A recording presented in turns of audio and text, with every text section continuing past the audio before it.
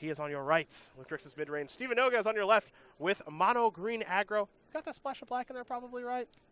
Just for scrap heaps. Yep, just for scrap heaps and maybe some Hour Glories in the sideboard. Pretty standard sideboard here of 12 mana base here of 12 Forest, the 8 green-black duels and Woodland Cemetery and Blooming Marsh, and then 4 copies of the Oasis. This mono green deck might seem like the little kid deck, but it actually is a pretty powerful one as there's a Greenbelt Rampager. Gonna give Steven Noga an energy. Now, Greenbelt Rampager, a card we will take a look at. That Elephant is a kind of a weird one as Lossett starts things off with a Dragon Skull Summit. But what you can think of Greenbelt Rampager is basically a 3-mana 3/4, weirdly, but it also has some favorable interactions with that card, Heart of Kiran. So there is your 1-mana 3/4. When Greenbelt Rampager enters the battlefield, you pay 2 energy. You can't. It's not you may. You have to. If you can't, you return Greenbelt Rampager to your hand and you get an energy. This design is trying too hard. Oh, okay. It's a little forced, but you essentially get a 3-mana 3/4 you can spread across a couple turns, and then there's weird energy synergies and nombos pulling in both directions. Yes. So we're going to see the Rampager here again. The trigger will go on, and I'm going to see if he wants to activate the Heart of Kiran with the trigger on. It looks like he does not. So now he'll play the Rampager again, and now he'll turn on the Heart of Kiran. So one thing you can do with that Rampager interaction is you can play the Rampager with the energy trigger on the stack, tap it, turn on Heart of Kiran, and then he could replay it untapped. Right. That's one of the things that Steven could have done that turn. Did not have to do that, but did fire up the Heart of Kiran, got in for 4 points of damage. Lossett's down to 16. Lossett will just pass the turn back now. So go back over to Steven Noga. He will draw a card.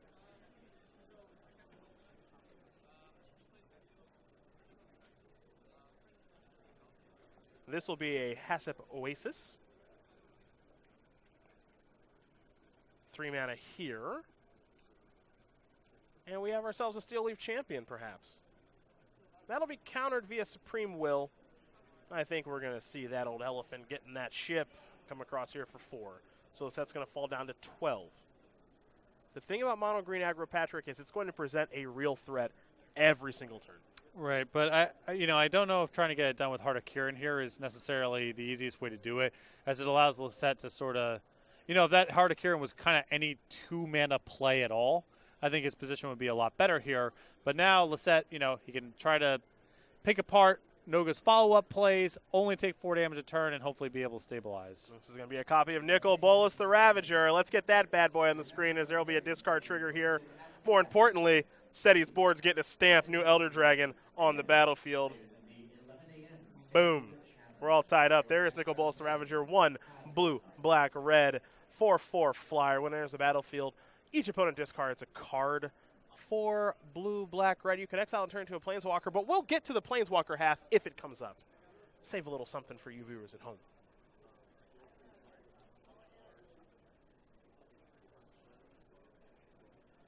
This card's obviously pushed. Oh, yeah. Yeah, when you tack Ravenous Rats on this sort of thing to make sure that if it resolves, they get their money, even if there's a removal spell, that's trying hard to push this thing. Yeah. But you got to work for it. Got to play for colors. For sure. Yeah. And it's not the worst design to push, I don't think. But that is definitely a declaration of we're trying. We're going to see a Blossoming Defense here. That means that the Heart of Kiran is going to defeat the Nicol Bolas in battle by turning it into a 6/6. Unfortunately for Joe Lossett, no follow-up play there from Steven Noga. Yep, good news. If Lossett can just piece together a couple more removal spells, he should be in a commanding position. Even something like a Galta could have come down that turn and been trouble for Lossett, as that Heart of Kiran was a 6/6. The Green Rampager is a 3-power creature. 6 + 3 is 9. 12 - 9 is 3. Does have the appropriate mana to cast it, but apparently doesn't have it in hand. Field of Ruin will be the play. I think we're going to see a copy of the Scarab God here. And we will actually see a copy of Liliana Death's Majesty. Excuse me. That is going to bring back Nicol Bolas. Trigger. Ravenous Rat him again. Make you discard. There goes a forest. Sick. Gonna grind you down.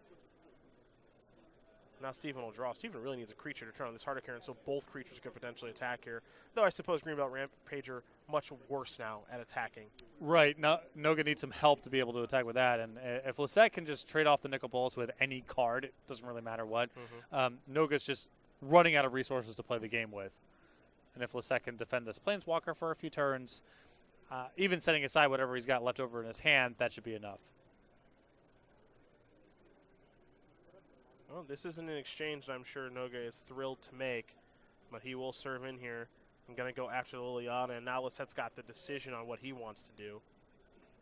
I mean, I assume you just block here. Just trade off. It doesn't even matter what card you're trading for. Who cares? Just protect the Planeswalker, accrue the card advantage. There's a copy of Land of War Elves. I'm going to pass that turn back. Lossett, he'll plus his Liliana. So, a Fatal Push and a Dragon Skull Summon will go into the graveyard. A zombie will enter the battlefield here for Joe. Let's see what the follow-up is here for Lossett if he has one. The Fetid Pools enters the battlefield tapped, and Joe will pass with a Vraska's Contempt at the ready. So we're going over to Stephen Noga, who has already played 2 copies of Blossoming Defense. If you're Lossett, you're probably not going to play around that card very much moving forward.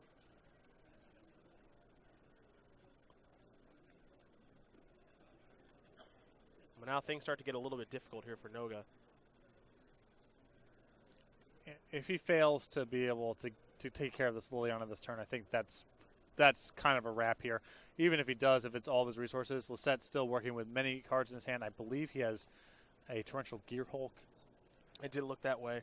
Commit to Memory, I believe, might have been in hand. And he's playing one this weekend. Yeah, and that's just too much to overcome here.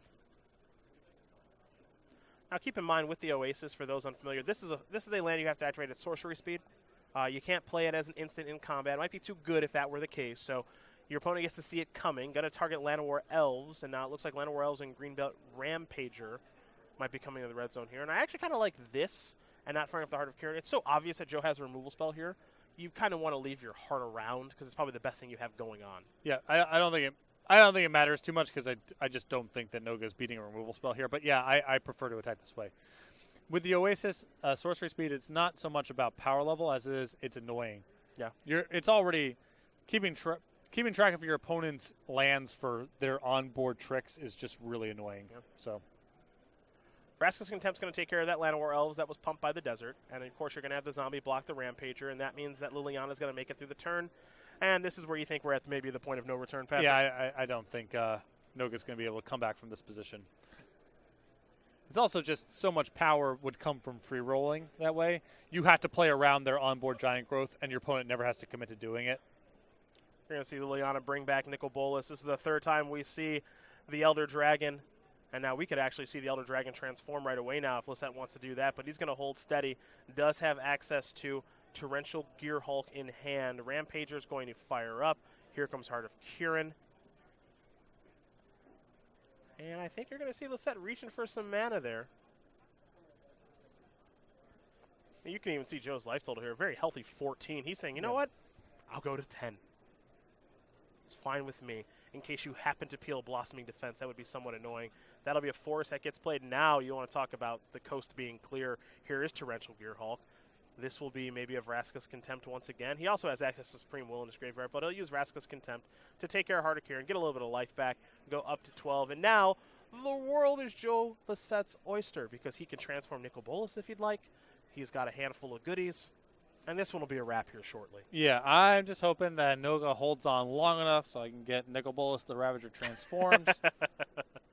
But yeah, we are thoroughly in garbage time at this point, and Lossett taking a little break here. Help out Tannen over in the middle seat. You see Tannen versus Kellen Pasteur. These players are playing a mono green Tron mirror. Joe Lossett with a top 16 finish with mono green Tron at Grand Prix Las Vegas earlier this year, and someone known for playing mono green Tron in Modern, been playing it for a very, very long time. So not a bad person to have to your left if you're Tannen Grace to ask a question or two, too.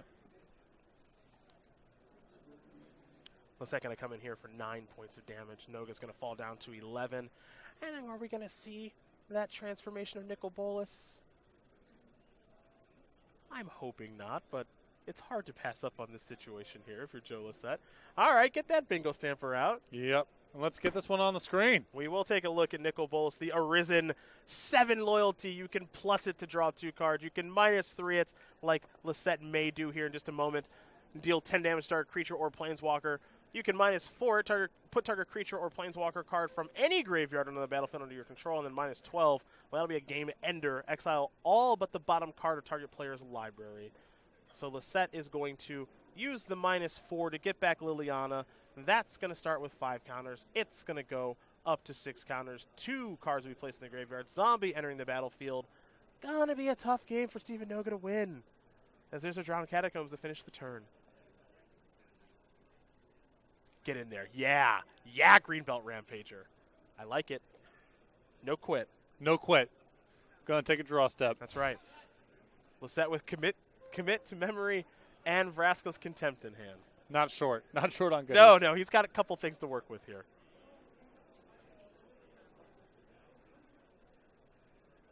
Lossett looks like he'll plus the Liliana again. That's 1.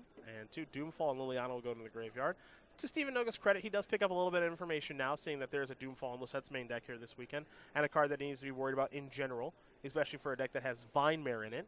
Might want to set things up a certain way. And you see Lossett's also picked up a copy of a main deck Negate here. So we laugh because it's very clear that Steven Noga can no longer win this game, but a little bit of information on your way out the door, never a bad thing. Yeah, it's, hold on for a couple more turns and just see what's in Lossett's deck. These Grixis mid-range style decks often have weird one-ofs, and if they come up in the games, Doomfall, for example, that's a good one to know about.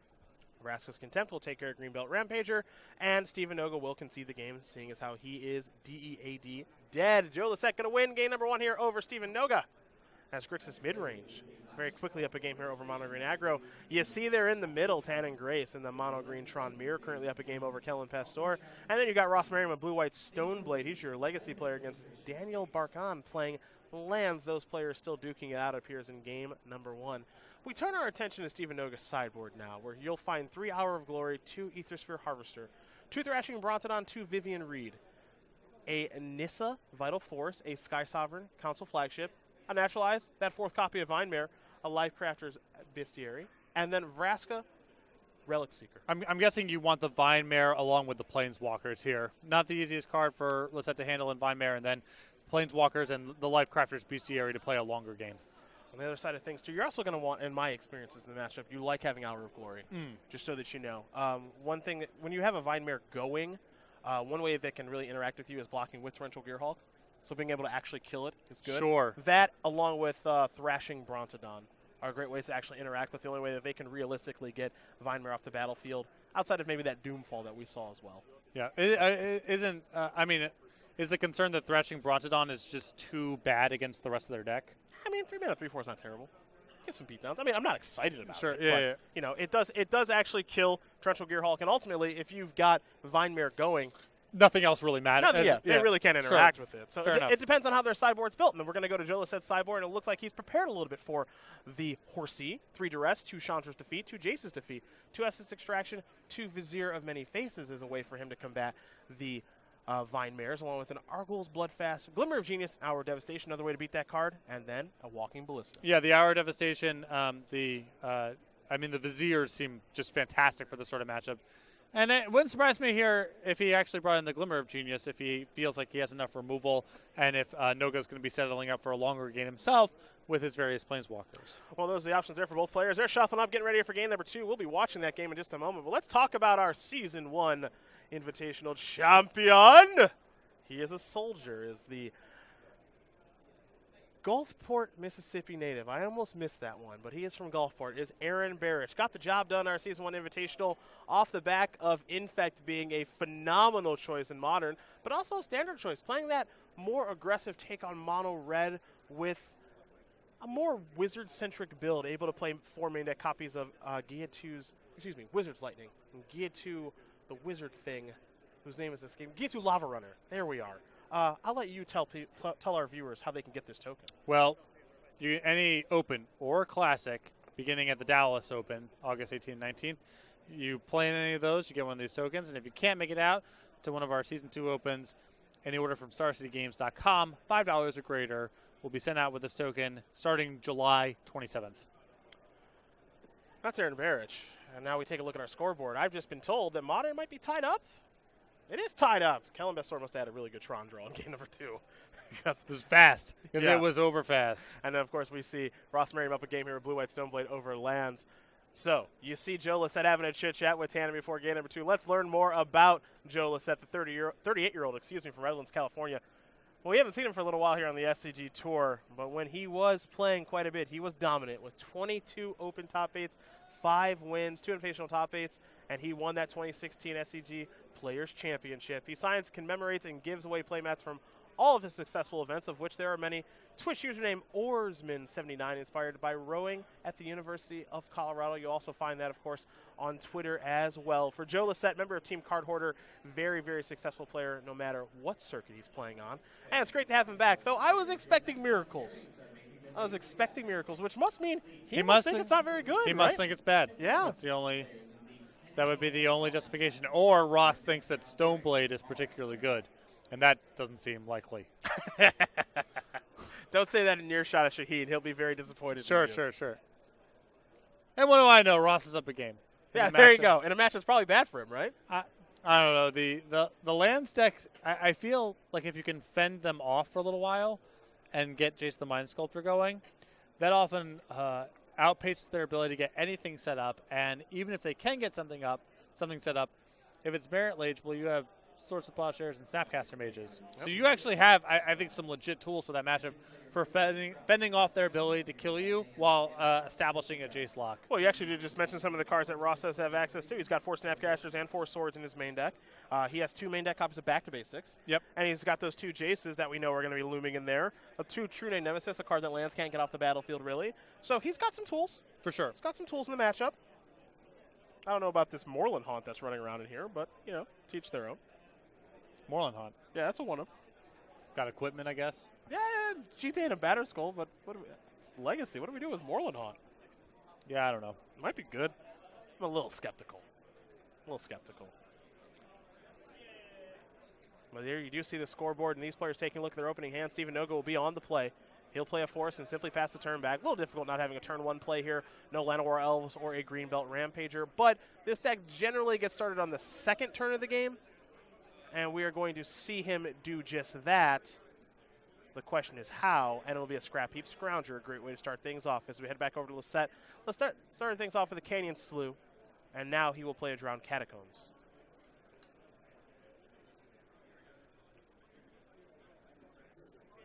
And Joe might be playing a copy of Argo's Bloodfast in the second turn of the game here. Ooh. Bloodfast, no joke. A lot of players that are in the know and Standard really, really like this card in all matchups. Okay. They really do. I mean, it makes some sense if you think that even your beatdown matchups, people's sideboard plans are slow down play with more expensive cards.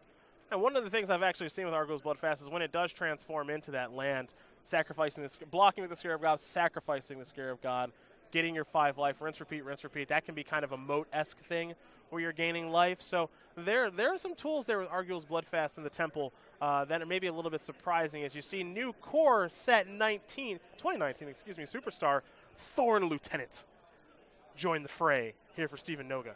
Good against removal spells, kind of, and good in combat, kind of. So there you go. That's a good way to describe it. Kind of good at some things is the Elf Warrior. As Lossett's third land enters the battlefield tap, that was a copy of Fetid Pools. We head back over to Steven Noga. There is the Hashep Oasis.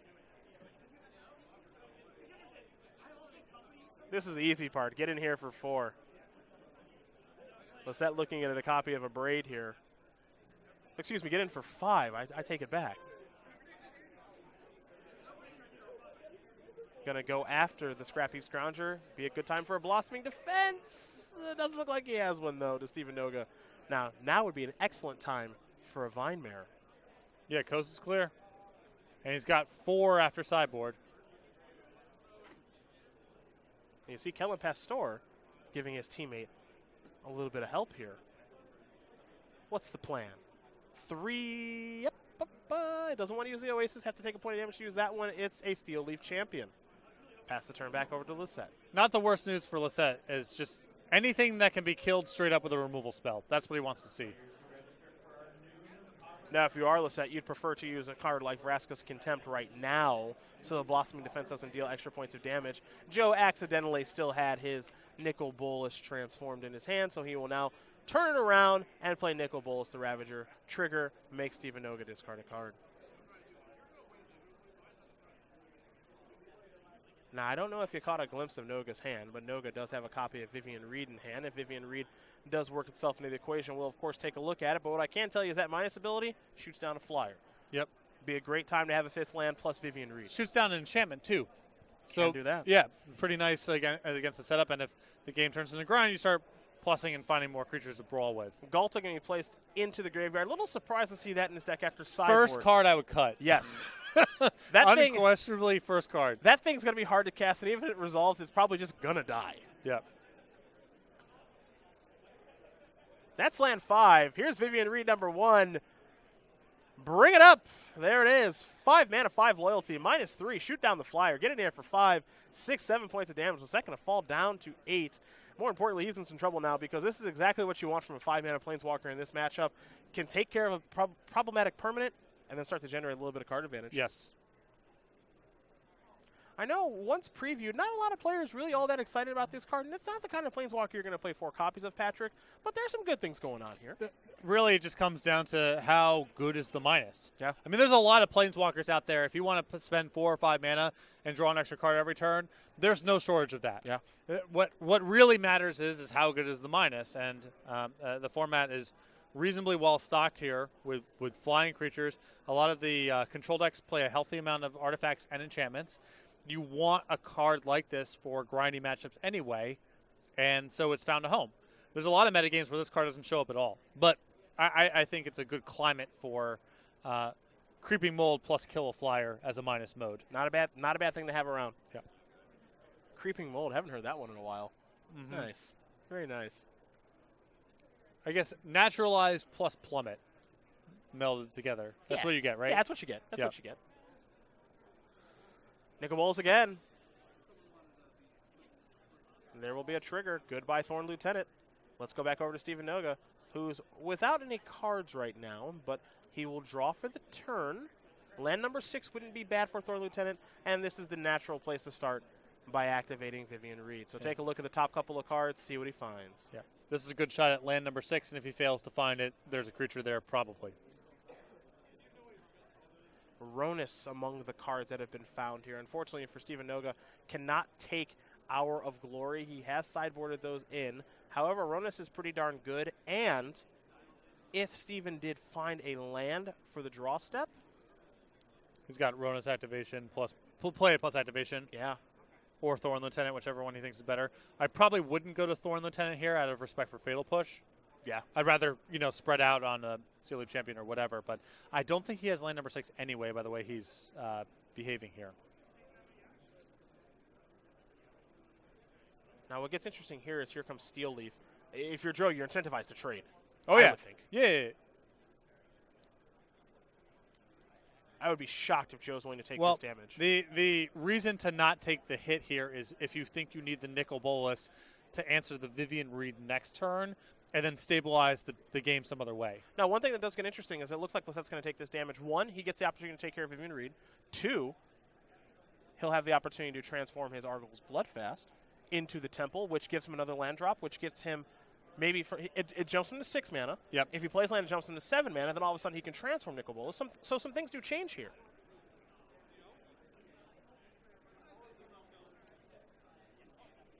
So this will be curious to see now what Steven Noga wants to play. I mean, he's repping 2 spells. There are a ton of incentive there for him to play land number 6. We know one of them is Ronus, but find out what the other one is maybe in a moment. 3 mana. There is Ronus.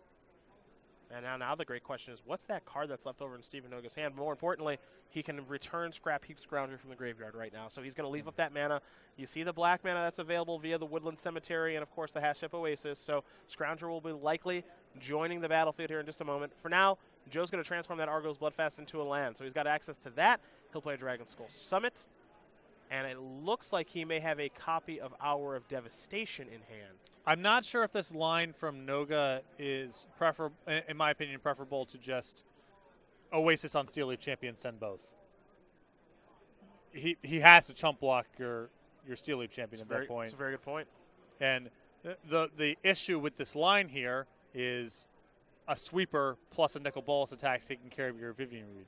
You insulate yourself a little bit from that if Lossett is forced to chump with the Nicol Bolas. Now, one of the things that's really interesting here, too, that's worth noting, is a lot of the time for the very stock Grixis mid-range decks, they may have Yehenni's expertise. Not a lot of players have moved towards Hour of Devastation just yet. Now, I think they will if Mono Green continues to be a thing because of course, Hour of Devastation is going to take care of Ronis, too. I guess the other side of that line here from Noga is if he knocks Lossett to 3 and has the ability to get back a Scrappy Scrounger, it's asking a lot for Lossett to be able to Nicol Bolas to attack down the Planeswalker, plus answer the battlefield, plus have an answer for the Scrounger. Unfortunately for him, he's got all of that. Yeah. That's what it looks like here. As you see, Nicol Bolas can take care of the Vivian Reed. Joe, assuming he has 2 red sources, which I believe he does, and Dragon Skull Summit and Canyon Slough, he'll say, I'm going to sacrifice this. I'm going to get my 4 life. I'm going to go to 7. Then, I believe Joe has the ability. I want to see, yeah, he can play the Hour. He's going to kill all the stuff, including Nicol Bolas. We'll take a look at Hour of Devastation. I remember when this card was previewed, players were very excited about it. Never really hit home all that much, but there is Hour of Devastation. All creatures lose indestructible until end of turn, so it can take care of gods. 5 damage to each creature and each non-Bolas Planeswalker. So now, Scrappy Scrounger is going to come back from the graveyard, and we see Steven very quickly untapping and drawing. Now, of course, there is a pathway to victory here right now, which is activate Hashtag Oasis and Blossoming Defense. Any pump spell, yeah. But it doesn't look like he has that, so Lossett's just going to fall down to 4. What's the follow-up? It'll be Vine Mare. Joe's in trouble again. Lossett will draw. You see his hand there of Negate, Vraska's Contempt, and it looks like a land. I can tell because of the horrific white border. Makes it easy. That's right. Yeah. Lossett here very much drawing to Torrential Gearhulk, but not a whole lot else. And Joe's got to see if he can try to rep that here. I don't know. It's not like Noga's position gets better if he says go, so. And I like this play here from Lossett. Looks like he's going to fire off Field of Ruin. Field of Ruin will take care of the Oasis, which he's got to do. So these players are going to search up basic lands. Of course, Steven's going to get a basic forest. Joe looks like he's going to get one of those revised basic islands.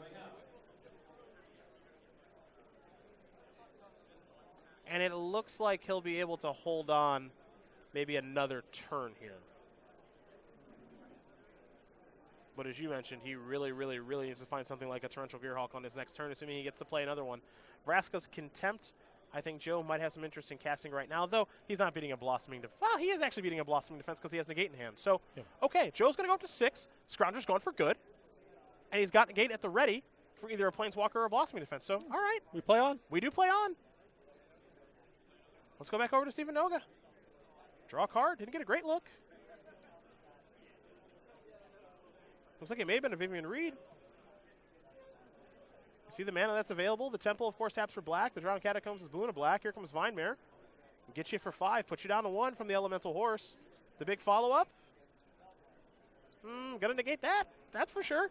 Great last card for Lossett to have. Big draw step here. He can turn this game around. Maybe that Doomfall he peels. Torrential Gearhulk. Anything there? I think it was a copy of the Scarab God. Which is fine. So you were maybe, at the beginning, I think, you were curious about what's going on with that Argos Bloodfest. Doesn't even activate it? You see it now. Yeah. You see it now. I only know this because this exact situation happened to me. Where I had a Vine Mare, my opponent had Scarab God with the Temple, and I was like, okay, great, I can keep knocking you down to 1, and if Joe just keeps drawing lands, then he gets to Eventually he pulls ahead. Exactly. Now, Steven needs to play something. I think he's got 2 things to play. These count as things. Yeah, okay. So now Joe's in trouble. But he was on the precipice of being able to stabilize from yes.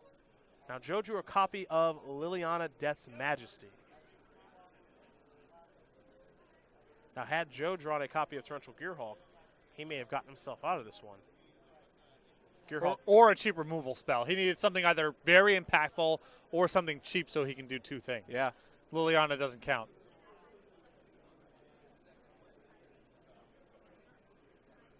Yeah, I think he might be stuck now. Right. He needed to be able to play 2 spells here or do something awesome, and he can't do either of those things. Joe going to take a look at the graveyard here. He almost came back in this one.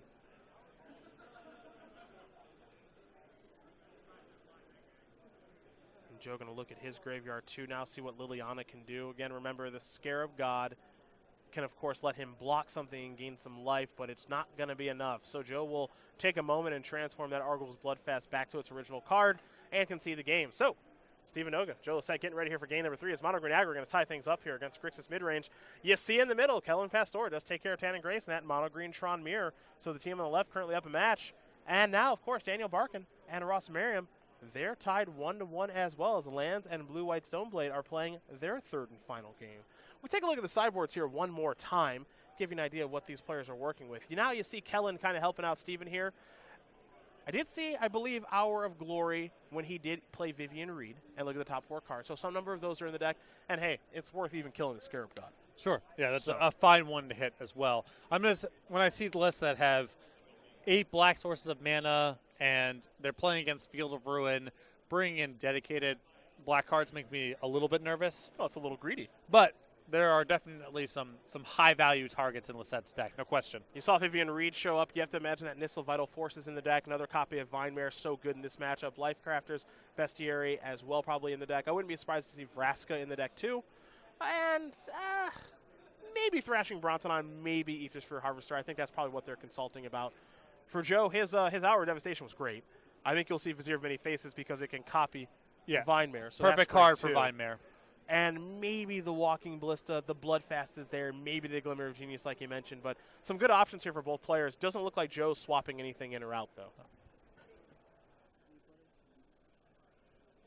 So as Daniel Barkon and Ross Merriam continue to play, and Joe Lossett and Steven Noga, they'll continue to play their game number 3 as well. We're going to talk very quickly about the StarCityGames.com newsletter. It's your source for Match of the Gathering news. And we got a lot going on there, Patrick. Yeah, you can head over to go.starcitygames.com/newsletter and sign up for free. A lot of good information coming into your inbox once a week, including highlights from some of our best articles, upcoming SCG Tour dates and locations, Possibility Store and puzzle solutions, and you can find information about invitational qualifiers and game nights near you. Again, signing up is free over at go.starcitygames.com/newsletter. Getting ready for game number 3 between Steven Noga, and Joe Lossett. Fun match thus far as we turn our attention towards Standard Mono Green Aggro. You can blame Andrew Jessup for that, along with some players online. This deck's really starting to pick up here in Standard. Is it the best deck in the format? Maybe for this week, but for the next week, maybe not. No, I think we're going to see a pretty healthy churn here in Standard of, just what are the threats and answers that people are playing and what are the incentives. And I think, there's a lot of mono green, play with a lot of removal. There's a lot of removal, play Esper. There's a lot of Esper, play red with Scrap Heap Scrounger. I think we're going to see that kind of rotation kind of over the next couple weeks and months. Joe Lossett will be on the play here this game. He almost wiggled his way out of that one. What didn't have enough, and actually more importantly, Steven Noga had a little too much left in the tank there. So these players take a look at their opening hands. You see Tannen, he's got his attention on Ross Merriam's match. Kellen very much invested in his teammate here in Steven Noga, as he's already gotten the job done for his team. So Lossett will take a long look at his hand, and we'll see if he's happy with what he's found. This is generally a pretty close matchup. These Grixis mid-range decks have had to adjust. Mono Green brings some very powerful things to the table, and Joe did not find what he was looking for. So we'll see if Noga's happy with his 7 or not. Going to consult with Kellen here maybe, just to make sure he's happy. The games are surprisingly, combat and keyword specific, given how much it appears it's just, the mono green deck is a pile of creatures, and the Grixis deck is a bunch of removal spells, and you try to line them up the right way. There was a reasonable amount of combat and texture on the battlefield in the 2 games we've watched so far. Yeah, those text boxes definitely matter. Hexproof mattering, the fact that Scrounger can come back, all that stuff. Not to mention the green deck, and one of the things I like about the green deck, they're not messing around. No. They are pressuring you. So if your land, maybe your 5th land enters the battlefield tapped, you might lose because of that, or some various other small things. You draw the wrong removal spell for a particular card. This green deck, it'll punish you by hitting you for 5. So what would you cut here from the green side in this matchup? My instinct is cut Galta and cut Heart of Kirin. Galta gone immediately. Some number of Heart of Kirins are gone almost immediately. And I don't love Thrash EB, but I want a couple copies. And sometimes I cut Llanowar Elves if I'm on the play, because I don't need the advantage. Sure. And Joe looks like he's going down to 5.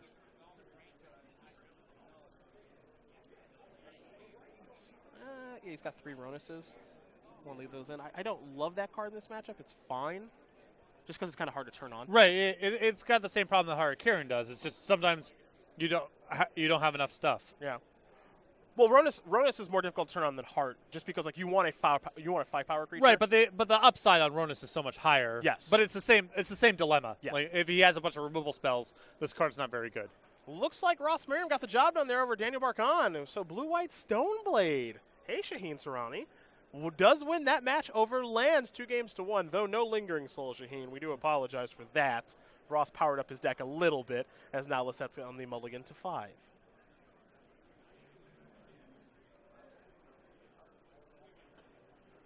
Looks like Lossett will keep. These players will scry their top cards to the bottom. It's going to be a tough one now here for Joe on a mulligan to 5. Trying to figure out what land he wants to start with.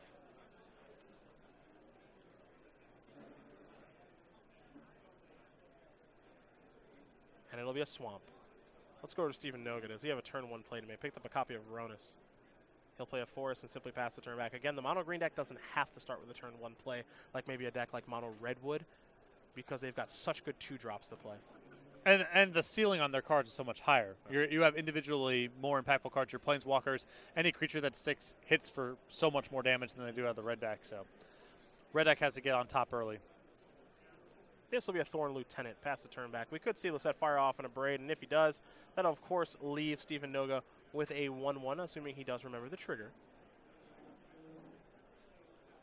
Lossett's actually thinking about maybe cycling the Canyon Slough. Interesting stuff. And he will. So you would think on a mulligan to 5 that Joe would need some lands, but maybe not. Well, he might need blue mana. That's true. Well, he's just found blue mana. He'll pass the turn back.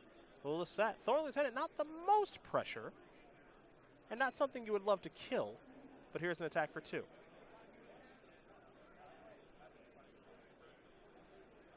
The follow-up is Heart of Kirin. Ooh, that's tough. No 3rd land. Really good news for Lossett. Yeah. Yeah, this will be an Abrade on Heart of Kirin. Get that thing off of the battlefield as we head back over to Joe. Honestly, that's a win for Noga. Getting to convert the Heart of Kirin into a real card from Lossett when he's on 5 cards is something at least. 3rd land's going to the battlefield untapped. Excuse me. It is a copy of a Blooming Marsh. This will be an attack for 2. Lossett's going to fall down to 16. Let's see what the follow-up is here for Noga.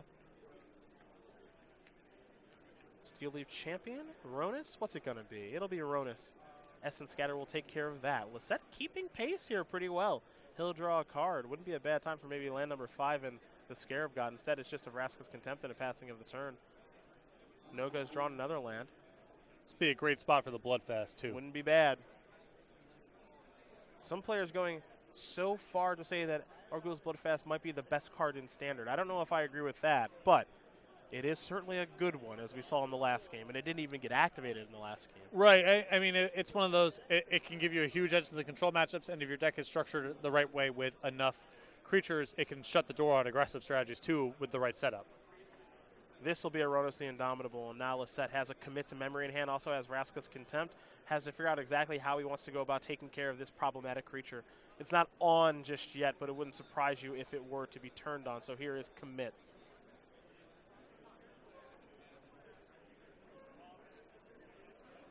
And we will take a look at Commit to Memory.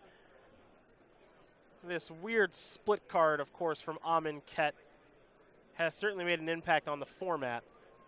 Rarely do you see the aftermath of Memory be cast, but the Commit half, you see Commit plenty. 4 mana, put target spell or non-land permanent into its owner's library, second from the top. Honestly, it would not shock me here if Lossett's strategy was in part, or one dimension here is keep the board stable, play Memory, and then win with my cards being better than his cards. This will be a Vine Mare. All right, well, never mind. Yep, that will. That's no good now. Yep. This could have been a game that shapes up where Lossett wants to undo the mulligan to 5 with Memory. And it still could. One card that Lossett does have in his hand is Hour of Devastation. And he just drew the 2nd red source there in Dragon Skull Summit, a timely top deck. So now if you're Joe Lossett, here's the question. How much can I get with it? I could take these two creatures right now, clear the battlefield. I know my opponent's drawing a Ronis soon. Or I can say, you know what? Maybe I can get to deploy one more threat. Clear them away. That is so risky. You're just gonna. If he has, if he has the Scarab God, I guess it's a little bit different. I don't know. Yeah, I think trying to get more than this, I think, is pretty risky. You're not going to take any risks there. So I'll take my 2-for-1 move on. You want to be able to have if Noga doesn't have a turn here that amounts to much, you want to be able to go land number 6 memory. You want to, at least you want to have that option available to you. If Noga has any sort of battlefield, that's not an option. Joe's going to play Dragon Skull Summit. His hand right now is pretty good. He's got Scarab God Vraska's Contempt. Good, no rush. Then no rush to cast memory. Yeah.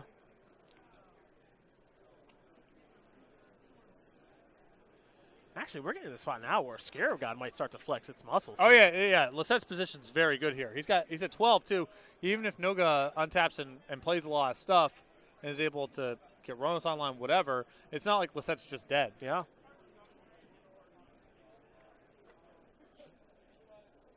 Ross and Tannen looking to help out their teammate. Ross has done his job. He got the team a victory. Tannen unfortunately lost the mirror, and Lossett now trying to come back on a mulligan to 5. This will be the Scarab God. This is going to be a tough one here for Steven Noga. Let's see what Steven Noga's follow-up is. Now, you know he's got all spells. He hasn't played a land in a long time. He just drew a copy of Vinemare. So now Ronis is on, and Ronis is attacking. Of course, it is indestructible, is that god. Part of Joe probably wants to chump block here.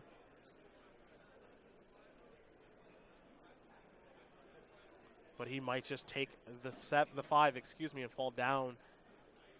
If your play the next turn is just recast the Scarab God, I think you got to take the hit and try to get out in front a little bit.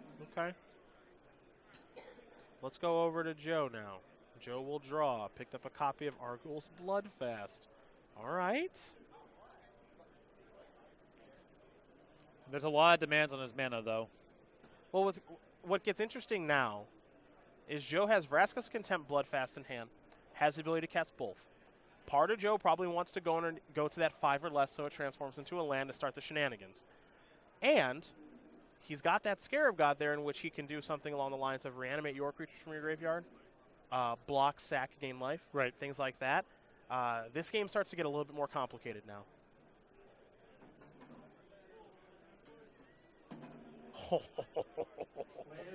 Oh, yeah. Oh, yeah. Let's go, baby. Okay, no blocks, I guess. We're going to see Vraska's Contempt right now. It's a great attack from Joe. I mean, he can't block. Yeah. So it's a great attack. Get your 5 damage in. Kill your creature. Go to 9. Play Bloodfast. You attack me. If you attack me, you put me to 4. Unless you have 2 Blossoming Defense, which I'm dead. I'm probably not going to beat that anyway. Well, he only needs a land plus a Blossoming Defense as part of the range, too, because he has no Oasis. He's got the Oasis hiding there, sure. But still unlikely that this is...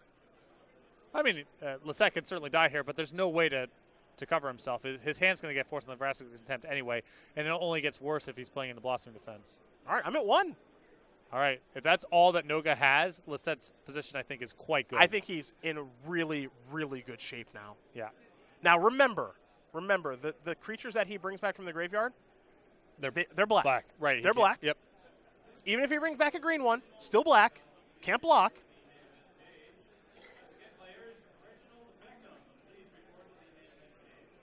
Now, Joe might be thinking, okay, on the upkeep, I might want to bring something back to get a little bit of help with the scry trigger, all of that stuff.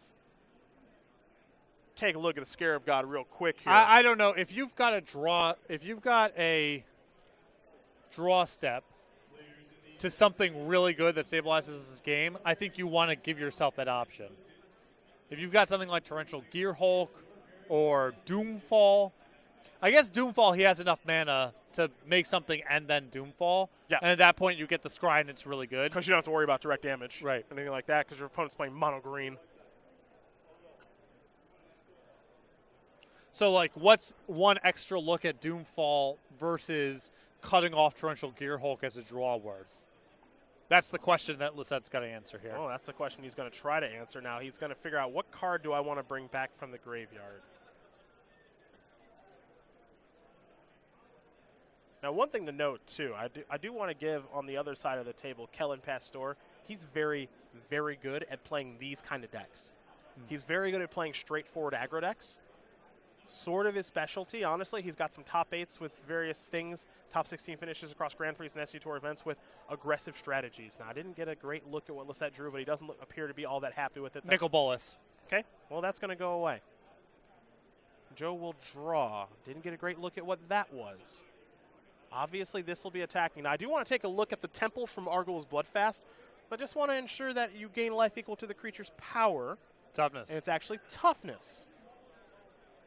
So he has to sacrifice the Scarab God and not, well, that creature is going to be a 4/4 that gets brought back.